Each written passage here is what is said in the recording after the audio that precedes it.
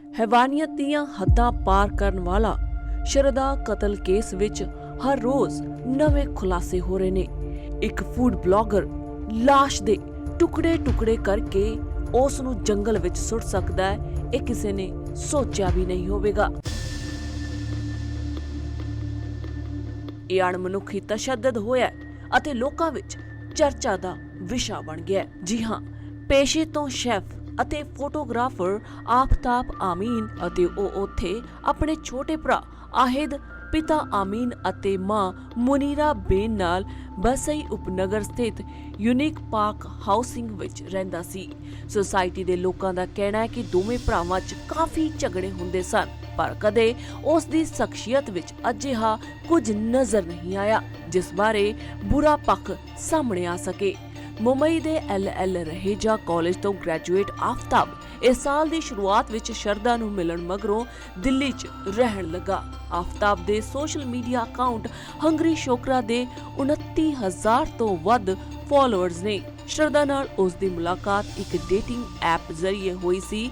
ਇਸ ਤੋਂ ਬਾਅਦ ਉਹਨਾਂ ਨੇ ਮੁੰਬਈ ਦੇ ਇੱਕ ਕਾਲ ਸੈਂਟਰ ਵਿੱਚ ਇਕੱਠੇ ਕੰਮ ਕਰਨਾ ਸ਼ੁਰੂ ਕੀਤਾ ਅਤੇ ਦੋਹਾਂ ਵਿਚਾਲੇ ਉੱਥੇ ਹੀ ਪ੍ਰੇਮ ਸੰਬੰਧ ਸ਼ੁਰੂ ਹੋ ਗਏ ਸਨ। ਵੱਖ-ਵੱਖ ਧਰਮਾਂ ਨਾਲ ਸੰਬੰਧਿਤ ਹੋਣ ਕਾਰਨ ਉਹਨਾਂ ਦੇ ਮਾਪਿਆਂ ਨੂੰ ਉਹਨਾਂ ਦੇ ਰਿਸ਼ਤੇ ਤੇ ਇਤਰਾਜ਼ ਸੀ, ਜਿਸ ਕਾਰਨ ਉਹ ਦਿੱਲੀ ਆ ਗਏ ਸਨ।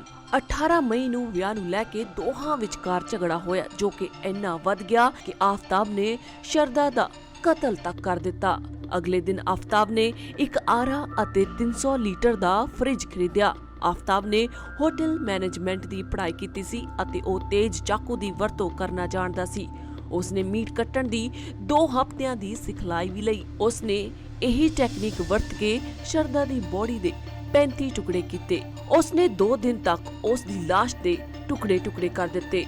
ਲਾਸ਼ ਦੇ ਟੁਕੜੇ ਕਰਨ ਤੋਂ ਬਾਅਦ ਉਸਨੇ ਫ੍ਰੀਜ਼ਰ 'ਚ ਅਤੇ ਕੁਝ ਟਰੇ 'ਚ ਰੱਖ ਦਿੱਤੇ। ਉਸਨੇ ਕਮਰੇ 'ਚ ਬਦਬੂ ਦੂਰ ਕਰਨ ਲਈ ਧੂਪ, ਸਟਿਕਸ ਅਤੇ ਰੂਮ ਫਰੈਸ਼ਨਰ ਦੀ ਵਰਤੋਂ ਕੀਤੀ। ਪੁਲਿਸ ਨੇ ਦੱਸਿਆ ਕਿ ਉਹ ਲਾਸ਼ ਦੇ ਟੁਕੜਿਆਂ ਨੂੰ ਬੈਗ ਵਿੱਚ ਰੱਖ ਕੇ ਜੰਗਲ ਵਿੱਚ ਲੈ ਜਾਂਦਾ ਸੀ। ਇੱਕ ਅਧਿਕਾਰੀ ਨੇ ਦੱਸਿਆ ਕਿ ਦੇਰ ਰਾਤ ਕਰੀਬ 2 ਵਜੇ ਆਫਤਾਬ ਜੰਗਲ 'ਚ ਜਾਂਦਾ ਸੀ ਅਤੇ ਕੁਝ ਘੰਟਿਆਂ ਬਾਅਦ ਲਾਸ਼ ਦੇ ਟੁਕੜੇ ਸੁੱਟ ਵਾਪਸ ਪਰਤਦਾ ਸੀ। ਅਜਿਹਾ ਉਸਨੇ ਕਰੀਬ 20 ਦਿਨਾਂ ਤੱਕ ਕੀਤਾ। ਉਹ ਸ਼ਰਦਾ ਦੇ ਸੋਸ਼ਲ ਮੀਡੀਆ ਖਾਤਿਆਂ ਤੇ ਵੀ ਸਰਗਰਮ ਰਹਿੰਦਾ ਸੀ, ਪਰ ਆਖਰਕਾਰ ਉਸ ਦੀ ਕਿਸਮਤ ਨੇ ਉਸ ਦਾ ਸਾਥ ਦੇਣਾ ਬੰਦ ਕਰ ਦਿੱਤਾ ਅਤੇ ਪੁਲਿਸ ਉਸ ਤੱਕ ਪਹੁੰਚ ਗਈ। ਆਫਤਾਬ ਨੂੰ 12 ਨਵੰਬਰ ਨੂੰ ਗ੍ਰਿਫਤਾਰ ਕੀਤਾ ਗਿਆ ਸੀ। ਦਿੱਲੀ ਪੁਲਿਸ ਨੇ ਆਫਤਾਬ ਦਾ ਨਾਰਕੋ ਟੈਸਟ ਕਰਾਉਣ ਦੀ ਮੰਗ ਕੀਤੀ ਹੈ ਤਾਂ ਕਿ ਲਾਸ਼ ਦੇ ਬਾਕੀ ਹਿੱਸੇ ਬਰਾਮਦ ਕੀਤੇ ਜਾ ਸਕਣ। ਮਾਮਲੇ ਦੀ ਜਾਂਚ ਅਜੇ ਜਾਰੀ ਹੈ। ਭਵਿੱਖ ਵਿੱਚ ਅਜੇ ਹੋਰ ਕੀ ਖੁਲਾਸੇ ਹੁੰਦੇ ਨੇ, ਇਹ ਦੇਖਣ ਵਾਲੀ ਗੱਲ ਹੋਵੇਗੀ।